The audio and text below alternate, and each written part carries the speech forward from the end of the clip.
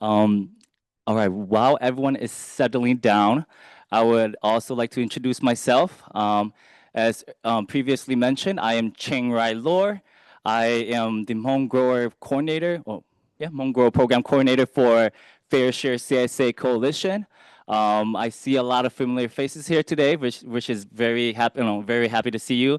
Also see a lot of new faces, and hopefully we get to introduce to each other later. But yeah, a little bit of context of today's this panel is really focused on. I'm just gonna walk down. I feel like I'm a little awkward on the stage.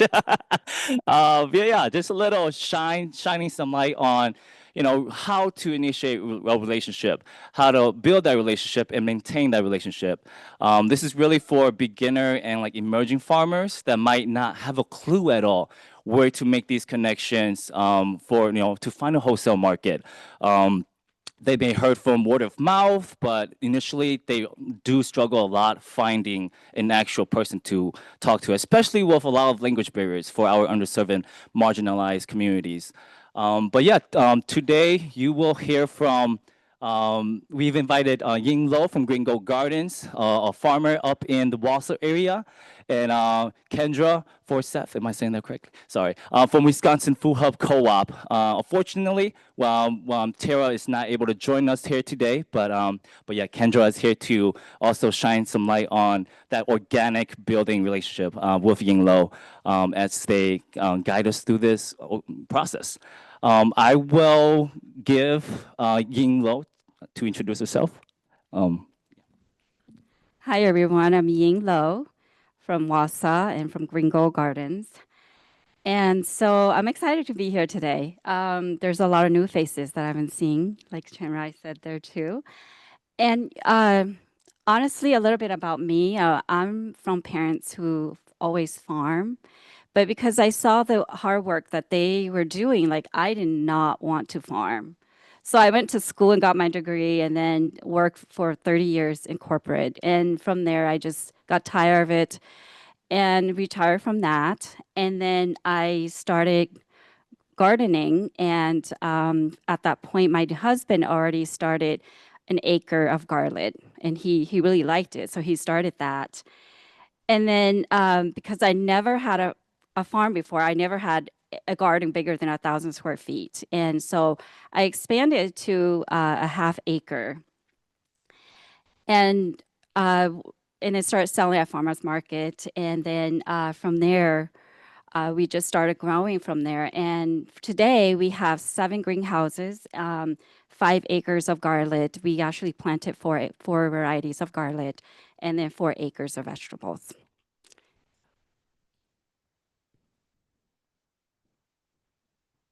Thank you, Ying and Kendra. Hi, I'm Kendra Forseth, and I work with the Wisconsin Food Hub. I actually am the lead on our Tendon Table program that we just launched through the Wisconsin Food Hub. And I'm here for Tara today because she unfortunately couldn't join us. But I have worked with the LFPA, the local food procurement assistant program at the start of the year before it was canceled. And I've been working closely with Ying along with a lot of our other small growers over the past summer here. And we're looking forward to our future here with Tendon Table and working their products in. It's been pretty exciting here this fall when we were able to launch that. And I really appreciate our smaller growers like Ying. She works well with a lot of our Hmong farmers that are up in the Wausau area and does a really good job of working with us to help get that aggregating in that community and help get our transport down so that way we can make one stop and just communicating overall with the Hmong growers and being able to reach out when we need things. She's always been somebody that's been on board with us. So our partnership with Ying is really important as well as our other farmers. And I'm just excited to be here and sharing with that with all of you guys today. Thank you, Kendra. So before we get started on some guiding questions for everyone here, I just want to make a quick reminder. If you need to help yourself, feel free to help yourself anytime during this panel session. And also we'll be open for, we'll give a dedicated time at the end of this panel for any open questions. But during this whole panel discussion, feel free to ask any questions regarding any of the questions that are being asked. But yeah, let's get started. This first question that I have to guide us today for this topic is, what spaces should I be in to encounter networking opportunities, and what questions should I consider when connecting with a grower or buyer? Yeah, they have no mics. I can share. Like we get emails all the time from FairShare and other places that they have workshops of farming. I think being in the farming industry is probably one of the most generous community, and we get workshops all the time, and that's how you network. Like that's how I got started. I signed up to be on the email list, and I got emails about the workshops or conferences, and I started attending those conferences. And then I met people. I'm not shy about going up to other more experienced farmers and ask questions and connect with them and ask for help. And that's how I got started in meeting other more experienced individuals. And then also I have connected with them and then schedule farm tours. And I actually visit their farm to see what they're doing that's successful so I can learn and improve what I'm doing. And it's been very helpful for me. I think as a cooperative too, that's something that we look for is people that are showing up to these conferences, reaching out, interacting with the other growers, that like basically figuring out what is it that you have to bring to the table that's maybe unique to you or a little bit different than your other grower neighbor is kind of what the food cooperative is looking for. But like Ying says, reaching out to other growers, seeing how they've got their foot in the door is definitely going to help you get knowledge so that way you can work your way towards like showing up to Marble Seed, for example, or some of these conventions and reaching out with these different growers, connecting with the Wisconsin Food Hub as well as Fifth Season, like these other cooperatives around. It's pretty important to just kind of have that intertwining of the farming community to be able to get your resources.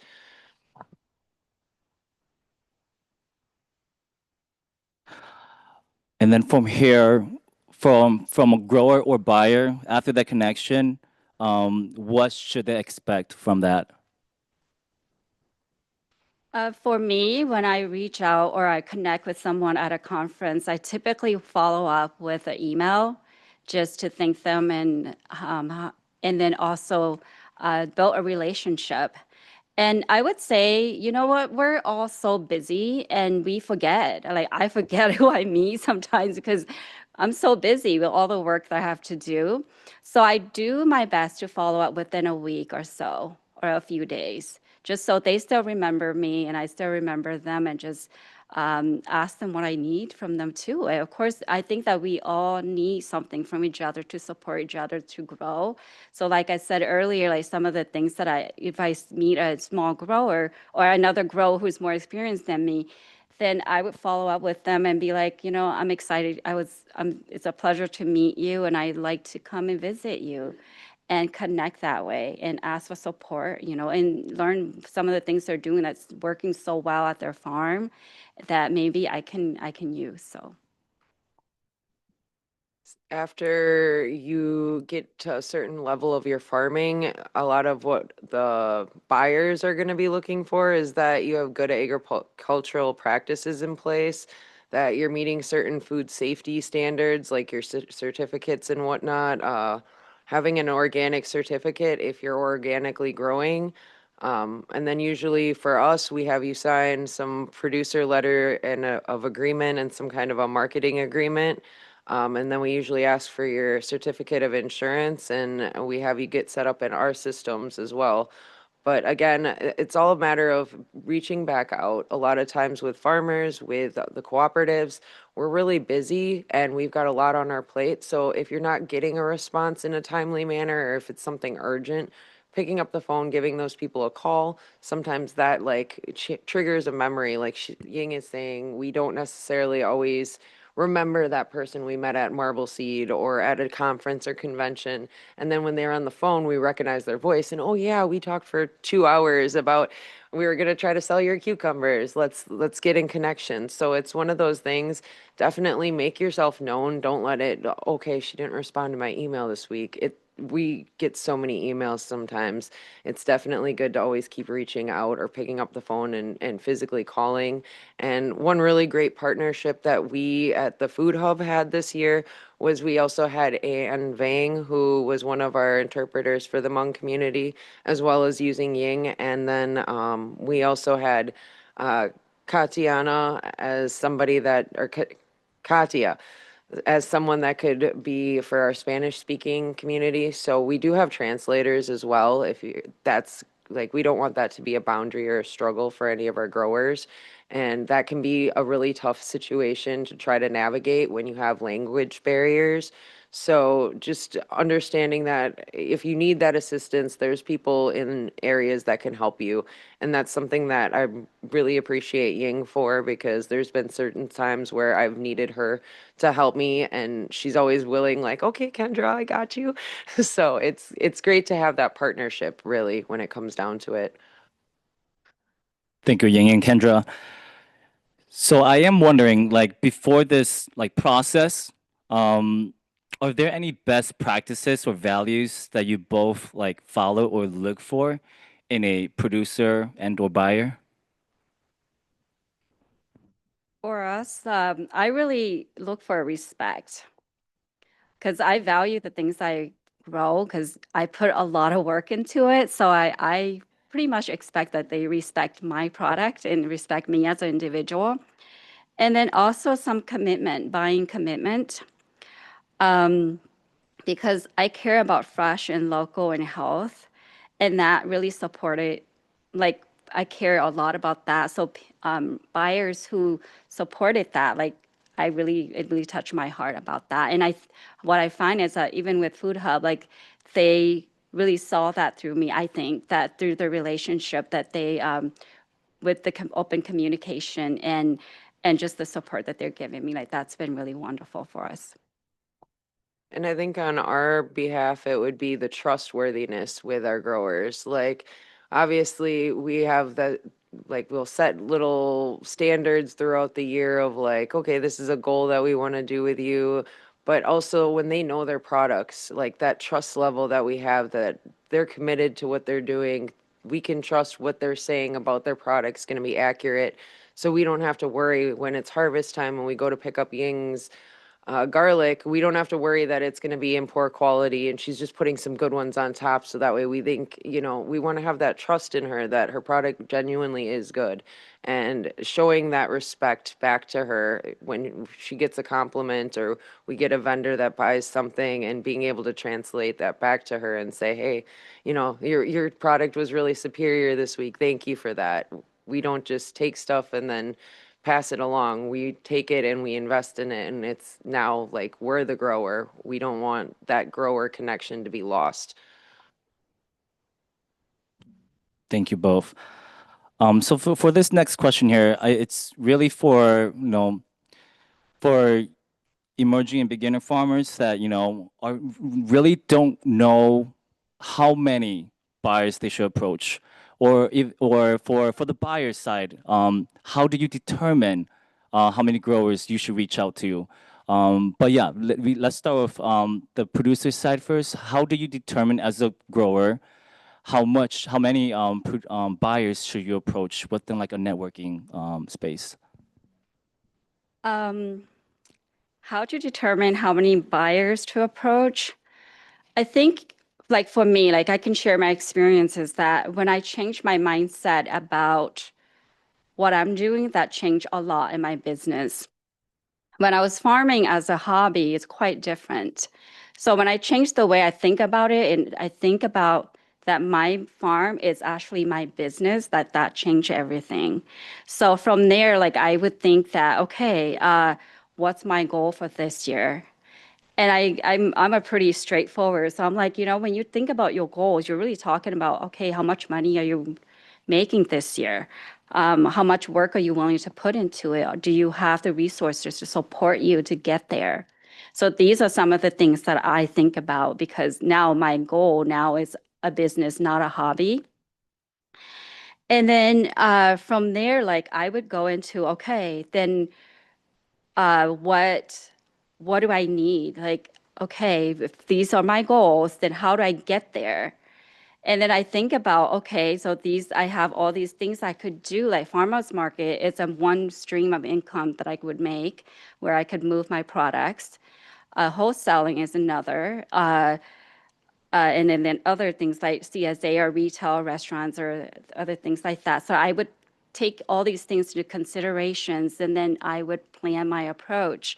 And then go into networkings like this, where I would meet wholesales like Food Hub or other individuals who are in the other categories that I'm looking for, and then connect with them and move my products that way. And yeah, so that's what I've been doing. Just kind of that's kind of how we grow, because you're not a hobby, you're a business, and you got to think about it like a business, because every transaction that you move your product through is a business transaction. And then, in every connections and networking event, it's a business networking event now. So it really changed the way I look at how I connect with my buyers. And I pretty much agree with Ying on that. You can't have too many producers for a product in reality. Food insecurities are a big enough issue across the country. So really, it's just a matter of connecting with other farmers to see what you need to have done and where you can have outputs for your products. But there's not really such thing as too many producers. Both. Just give it a little bit moment if anyone has any questions regarding some of these questions that we have here for the panelists.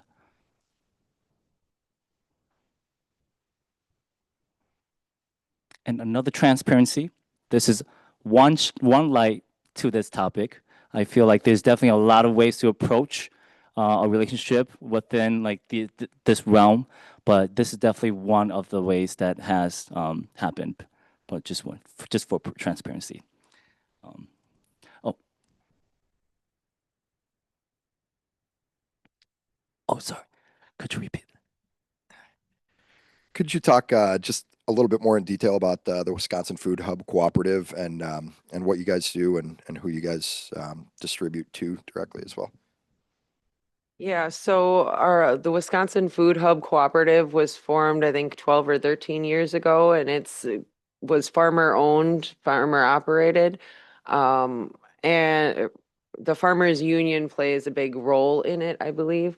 So basically what we do is we aggregate through different growers. Ying is obviously one of our small growers, but we have a bunch of larger growers that sell wholesale, and we're able to distribute to different school districts. We're able to distribute to, I believe, Cisco and Roundy's. We have orders that go into them as well.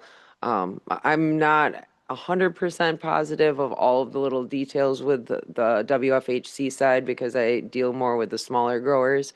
But as an overall, we connect with a lot of different school districts and like I was saying, some of the other smaller businesses in the areas. And we're just kind of an aggregator. We have the Super Transport Cooperative, which is an extension of the Wisconsin Food Hub, that we have different locations throughout the state of Wisconsin that are sub hubs, and they're part of our main group of farmers that we work with. And they help us so that way we can save some costs going across the state of Wisconsin.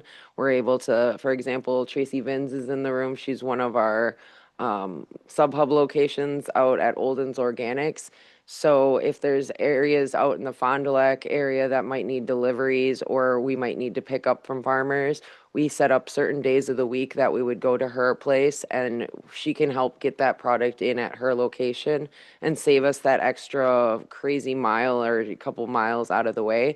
It gives us a way of kind of organizing in the state how we go about distribution and being able to pick things up in a smart manner so that way we can save money. And we have designated routes on designated days to help get that product to those locations at the most convenient cost it can be to those people buying it. So Can you sell into the Wisconsin Food Hub Cooperative as an out-of-state producer? I'm an Illinois farmer and just curious if there's any yeah, restrictions there being out of state. I believe we can. We just have to determine if it's on one of our routes and work that out with you. But if you want to give the mic to Tracy Vins, she's part of the Wisconsin Food Hub as well, and she can answer a few more of your questions. To answer your question, yes, you certainly can sell into the Wisconsin Food Hub. You would need to talk to the people there as to if what you have currently is something that they have a buyer for. And just to piggyback on to what Kendra said about how the Food Hub was created, there were a dozen of us farms that were all selling to the same end customers, be it Roundy's, be it Cisco. And instead of all of us delivering to the same location, we came together to aggregate our product to one location so that one truck could go to that facility. And then we as the farmers could focus on farming, and we hired staff to be able to focus on the transport and the facilitation of the orders and everything. Thank you, Tracy.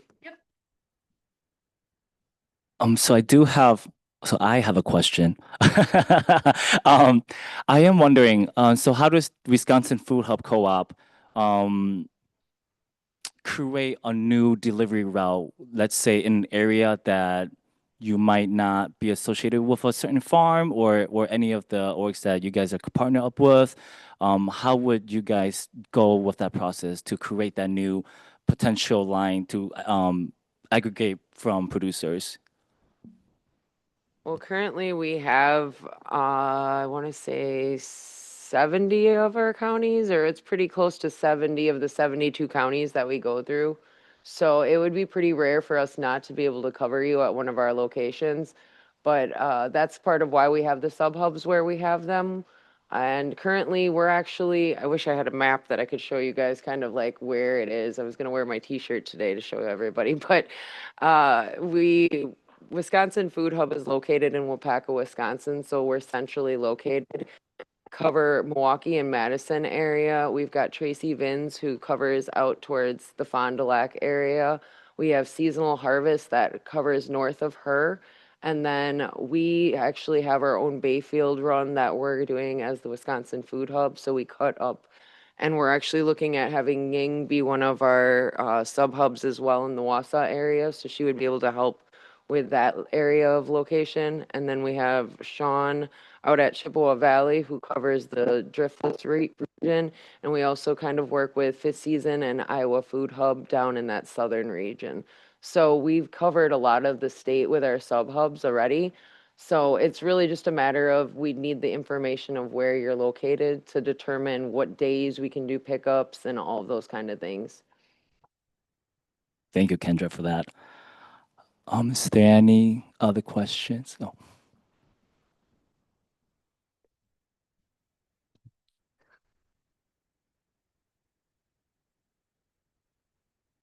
So I'm very new to the whole food hub thing, so sorry if this is a very basic question, but could you just talk a little bit more about how the relationship works between the farmers and the food hub, in terms of ordering, like who initiates the order? Is there a contract, or is it more like week to week or month to month based on orders that are coming into the co-op?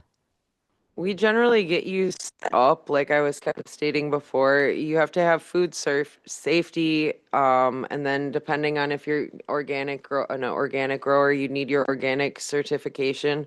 And then we have a producer letter of guarantee that we have you sign.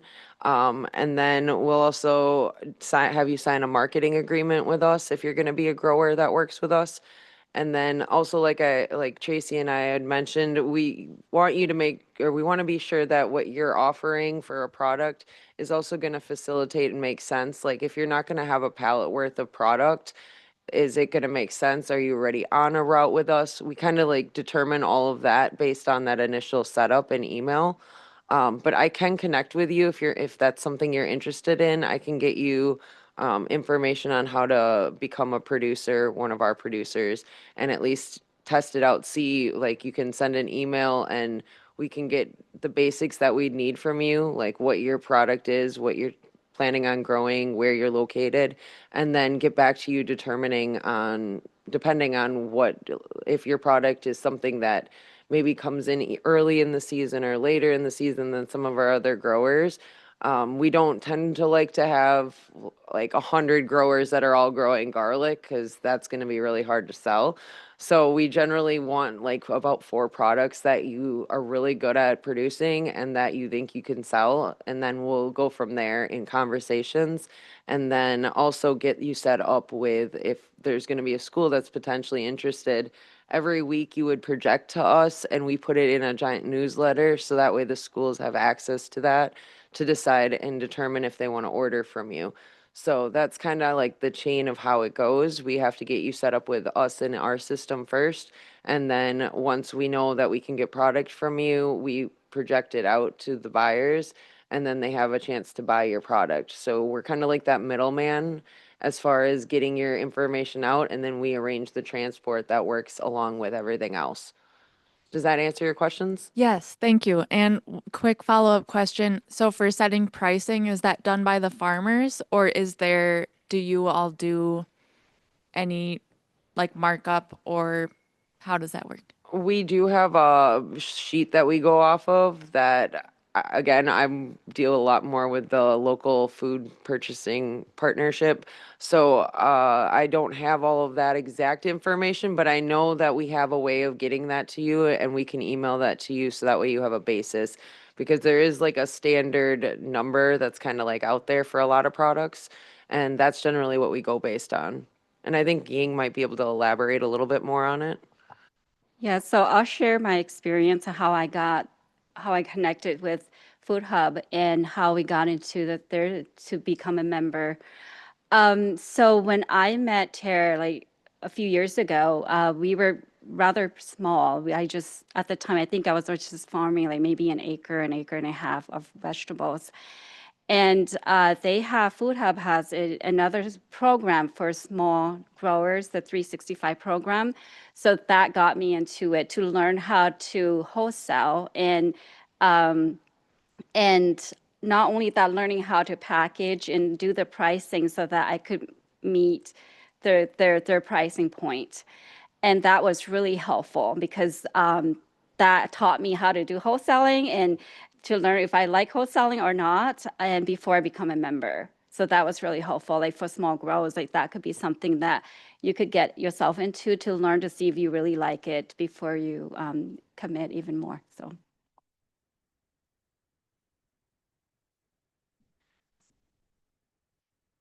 Thank you. So I guess my follow-up question based on your question and the answers that you just provided. So the school district is not buying garlic from the Wisconsin Food Hub Cooperative. They're buying Ying Lo's garlic, and then the Food Hub is facilitating the pickup and distribution of Ying Lo's garlic.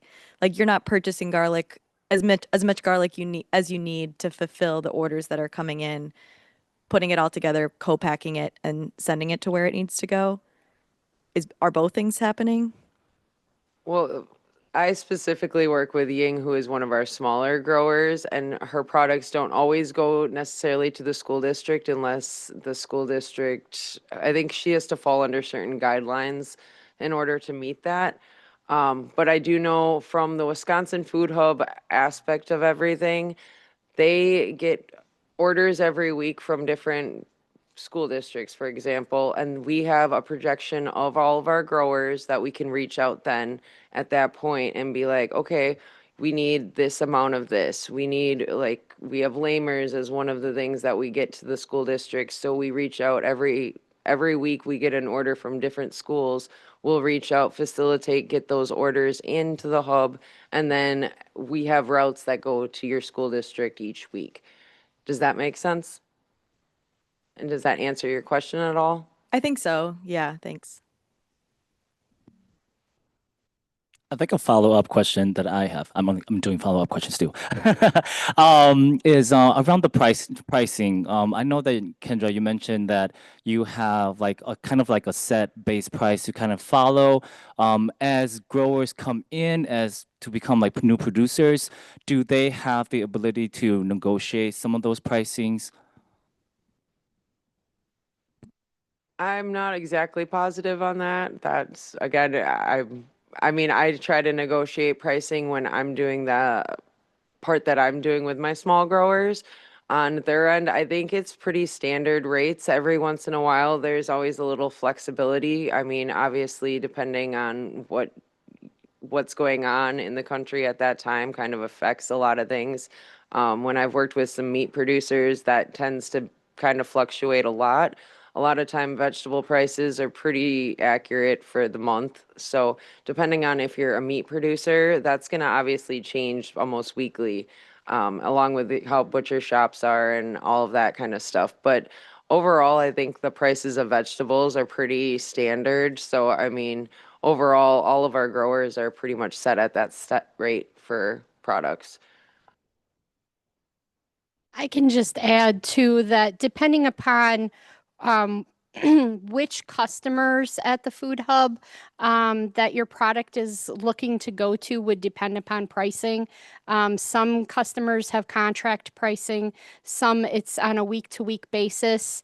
You're projecting out every week what your availability is. And then if there is an order that somebody wants your product potentially, you have the right to refuse the order if the price isn't what you're willing to pay. And just one other question to add on to what you had asked before.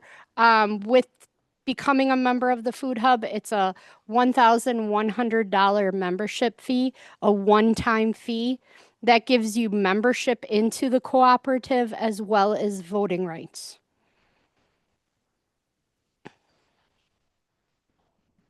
Right here first. Thanks.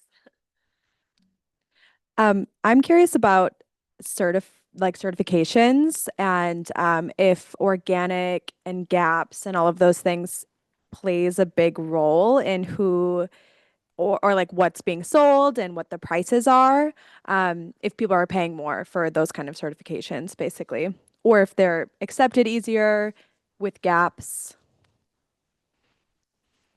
I know for us, because we're organic, so my price is a little bit higher than a traditional produce, simply because we're organic, we're certified. Right now, I would say we're not GAP certified yet, but we have a facility that's going to be certified eventually here. So we're prepared for that. And Food Hub, it's okay with us that we have a facility prepared for it. So, and again, I'm not sure that the GAP certification of it had anything to do with our pricing. I mean, I think that's required by all wholesaler anyways, with my connection with wholesalers. But the organic certification, that does mark my price up a little bit more than the other ones. So.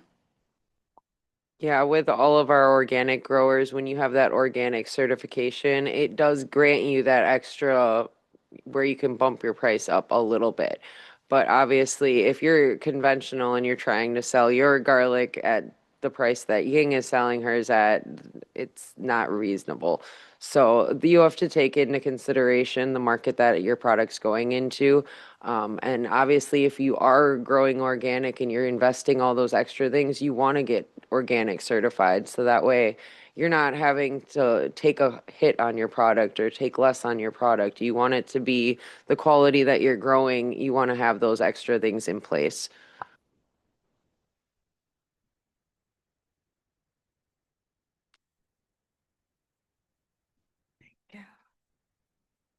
Hi, Kendra. This is a question specifically for you. So I did hear you talking about, keys for relationship, which are amazing. That is exactly what we have to do in order to build relationship. You talked about trustworthiness, respect, timely communication, and breaking language barriers. But one of the things that I noticed with the LFPA program which I was the liaison for 2 years, that which was great because it helped farmers that were not, didn't know exactly how to work high scale, like, how do you say, Mayor? Wholesale. Thank you. And but then in the third year, we all know what happened to LFPA, and from there, all the communication line somehow was dropped, and that affected a lot of farmers that were told that there were money still, from the previous year, and they were going to be utilized to continue in the program. Many of these farmers grew as they were told without, actually, they were not told that the the program was canceled, and some of them were told that to continue growing. So many of them were kind of desperately looking for markets after we didn't have the market. So, and I'm not saying this as a matter of criticizing. I'm saying this because many of these farmers lost trust, and now we are hopefully a grant coming up where I believe Wisconsin Food Hub will be actually working to. And how do we, or how do you build that trust back? Because some of these farmers that I have talked to do not want to continue working in that way. So it's like I say, how do we do this in a better way to move forward? I think this spring, when everything kind of shifted with the federal funding, I think it hurt a lot of our growers, not just the Spanish speaking. I know personally the Hmong community was really hurt as well as just all of our farmers. And I've heard a lot from the LFPA side of things throughout the year with this. And all we can try to do is work better and work with more translators to be able to get that system going. We did hire on people this year that were to be translators and help communicate that. But I do feel like there was some communication gaps amongst all of that, and all we can do is work better to get the communication out and rebuild any of that trust that may have gotten broken during that time period. I think all of us were kind of like tossed up in the air this spring when everything changed. I know me coming on in January, it was not expected that this wasn't going to be a program. And so when we launched the tendon table, I know I've sent many emails, but again, like Ying says, they get buried so easily in your inbox. But working with the tendon table program is a way that we can self-sustain, because our customer basis then at that point is literally everyone in the state of Wisconsin can now purchase a box that has your product in it. So as we grow that, I want to keep continuing to reach out to those growers and make sure that there isn't that barrier that we have there. And hopefully we can get a couple more people on that are able to work better with that those growers, and just try to rebuild that relationship that unfortunately kind of got all jammed up this spring with the way that things happened. And then not only that, but we also don't necessarily know until you guys know. It's not like we have hidden agendas or we have like all this paperwork coming in. We found out at the same time as everyone else. So we're sitting here going, okay, what do we do to make this work? And I hope that all of the farmers can see the efforts that the Wisconsin Food Hub and even our growers that are close by have helped to try to get this up and rolling, so that way we have a self-sustaining project that we can use our 108 small growers on that unfortunately, like, they may not have, or they have limited markets elsewhere. So I'm hoping that those growers can be patient with us and work with us and understand that we're really trying to get their products out. Yeah, thanks. And just a follow up, I do understand completely how things work, and that sometimes we, like you said, get tossed in the air. But I also know that you're not having any interpreter right now working with Wisconsin Food Hub. And I was thinking, especially because this grant is coming out with just purchasing food, not just procurement. Again, like before, not technical assistance. Have you thought about connecting with organizations that will serve as that, or connect that gap or close that gap. So you don't have to probably hire a lot of people, but you can somehow work with those organizations to make sure that the farmers are understanding and everybody's in the same place. Yes, and that's what we did this last year. We did have two translators, one for the Spanish community and one for the Hmong community, as well as like Ying would also help out at times with her growers. But Ann Vang was in charge of the Hmong community and their farming. And then we had Katia Jimenez, who is in charge of all of our Spanish growers. So I do know that we did have a translator this year for our growers, but I'm not sure if the communication was established well enough for that. So we're working on making sure that that's very clear and that we can pass that information along to them. Is it okay if I share a little bit about that? So something that I've done in my community when all of that came about was I just gather all of the farmers who are in the LFPA program or want to be in there. And we all came together and figured things out together separately because we got to move our products. And and then we just decided that that at that point that I'm going to be aggregating for them and to help them move their products because we already purchased our seeds and some of them already put their seeds in the ground and planted it. And we built our relationships that way. And then all of a sudden, I reaching out to Food Hub, sharing with them that, okay, I'm putting together this group because we got to move our products, and they really supported us. And not only that, because I have decided, okay, I'm going to aggregate for all of you, and so we can get our products moved, that you all can bring your products here and they can pick up at one location or something, just to make it easier for everyone. And that really helped my farmer, at least in my local community, to move their products. So that was really helpful. So share that. Thank you, everyone. This might be kind of a petty question for an initiating and building relationship session, but I guess I'm not hearing the word contracts or like agreements all that much. And for me, I mean, no offense, everybody, but like to establish trust, I kind of want like a very clear agreement with expectations, a contingency plan for when shit hits the fan, and just like some sort of commitment long term. And I don't know if this is how the Wisconsin Food Hub Co-op works in all situations, but so far I've just heard like that farmers send you their projections, and then there's kind of like week to week orders throughout the season. But like personally, I want so bad to get into wholesaling. I'm a CSA farmer right now, but CSA affords me that commitment at the beginning of the season where I'm not sitting with perishable goods hoping somebody's going to follow through on that projection. So I just wonder where like that, like those agreements come into place, and what kind of contingency plans exist for when maybe a crop doesn't come through, just as far as trust building.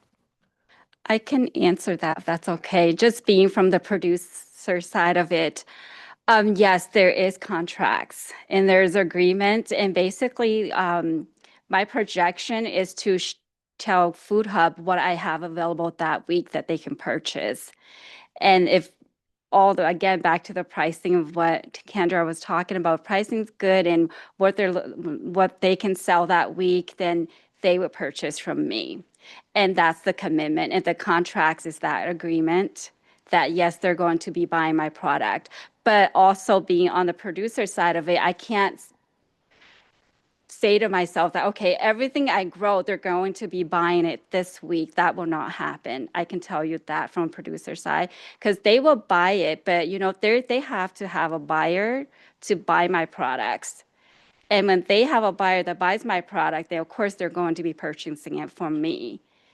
And so it works both ways. So it's not like I think at least from what I heard from at least the farmer in my group is that they're expecting that once they sign up to be part of the Food Hub members, then Food Hub is going to buy everything and that they're going to just growing, and produce. But that doesn't happen because they have to be able to sell.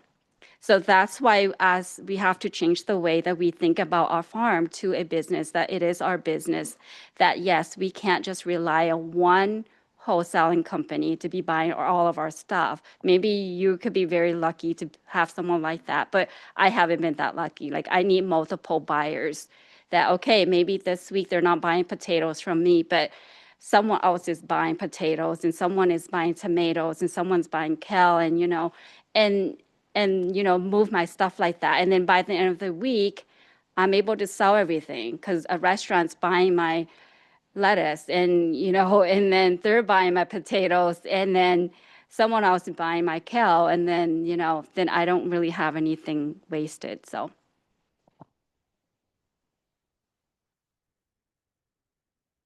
Thank you, everyone. Okay, one more questions.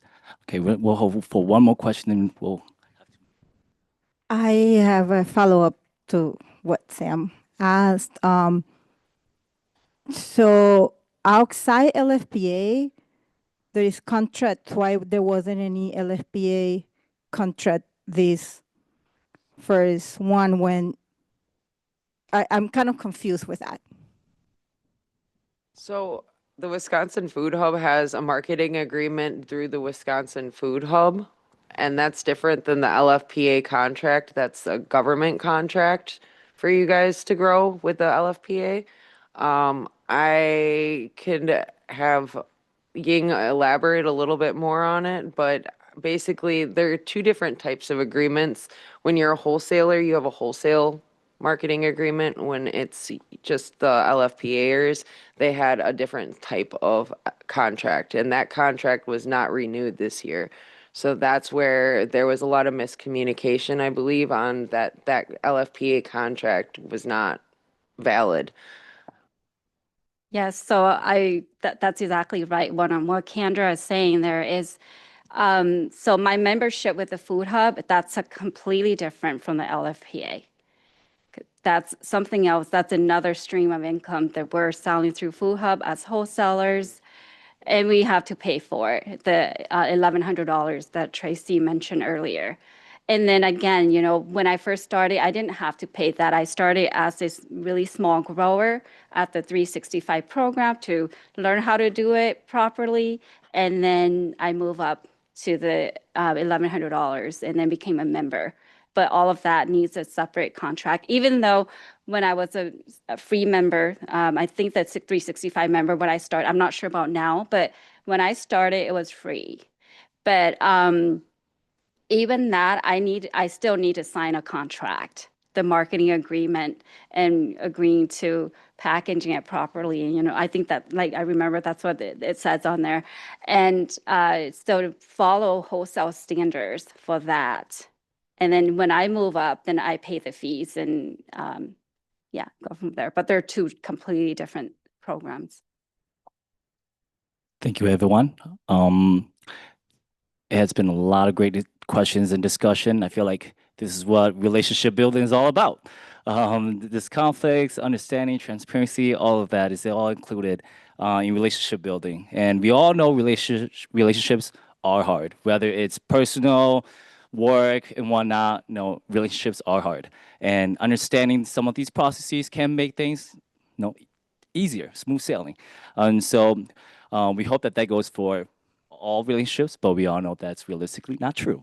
But we have a little small time yet before lunch, but so I do want to get through this last question. I feel like there was a lot of discussion that covered a lot of the questions on here already.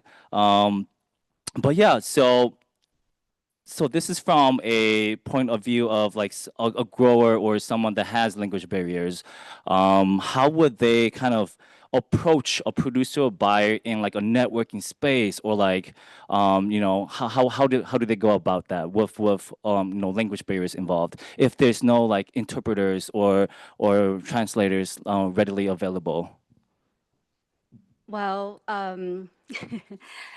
for us, I would say maybe during the LFA program, I sort of just got connected to a lot of Hmong growers. I don't know by accident or whatnot, but because there's the language barrier was there, part of that. And how I did it was I just had people calling me and I just started translating. And then not only that, I gather groups and have meetings with them. Like I have people come to my house to fill applications to support them, even in questions like if they're having a challenge or not knowing how to package something. Like for example, we have about 15 growers in my local community that I support that they probably understand about maybe a 30 or 40 percent of English.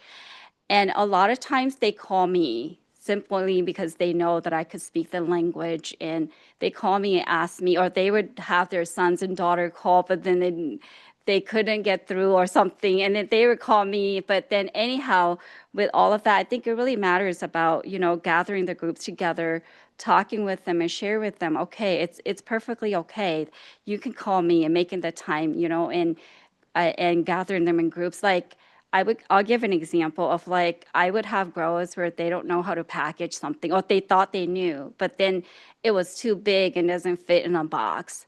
I have them come over to my farm. I'll show them what to do and how to put it in the box and be like, okay, this is how you do it. And it will fit in there if you do it this way. Or, or maybe if they can't sell, like what we were saying earlier, okay, we got to change the way you approach your business here. And so what I do is it sort of like goes into business coaching to everything farming, but it's been a really good experience for us. So Thank you, Ying. And then this is a follow-up question for you again, or Kendra. So what are some considerations that you, as a producer or distributor slash buyer, may have to ensure that the outcome of the connection that's being made already is financially stable? And you can consider things like distance, capacity, volume. So yeah, what are some of those thought process for you as a producer or buyer to consider? okay, I could answer it from a producer standpoint. It really goes back to what I shared earlier about knowing your goals and changing your mindset from hobby to a business. Because when you change that into a hobby to a business, that your pricing changed dramatically. You can't be charging retail price when you're selling wholesaling. Your price needs to be less because every transaction now becomes a business transaction. And you also have to think that from you're the producer and then someone else gets the product and needs to get to the destination, and then a customer purchases and consumes, then everybody who does that needs to make a profit. So your price cannot be at retail price and expect that they're going to be also making a profit. So it changes my pricing quite a bit. And I have to be okay with that from, the producer side of that, yeah, it's okay, because I don't want to go to the farmer's market and sit there for a whole day, and or maybe you don't want to do anything else, but you want to do just wholesaling, so you really have to think about your business tactic there. And then also taking into consideration, maybe some wholesaler might pick up at your location, but your quantity is too small, so you're going to have to deliver it to them. How far is it? If in the pricing is that, are you still going to be able to still make any profit in the ways that, your time, your commitment, your gas and everything, and maybe the volume even, like how much are they buying? Are you going to be, if they're only buying 2 boxes, is it going to worth you driving 4 hours to drop it off? So these are some of the things you need to consider when you, and it really impacts your final, dollars too. So you got to think about these things. Thank you, Ying. One other thing for our aspect is that we need the grower to really be sure that they can commit to what they're deciding to grow. When we ask for projections, we would rather you under project than over project, because if Ying, for example, gives us a projection she can do 4 pallets worth of garlic, and we get an order for Cisco for that 4 pallets, and then she calls me up the night before and says, sorry, we can only do 2. Now we have to short the vendor that makes the producer, like, it hurts the producer ultimately, because Roundy stops ordering that order because they're not following through. So it's like chain of events to everything too. If we get you connected with that big grower and you're making those projections and those commitments, it's again back to that trust that when you tell us you're going to have 4 pallets, we can trust that you're going to have that 4 pallets, because otherwise we're going to go with a different grower that potentially can always make that commitment.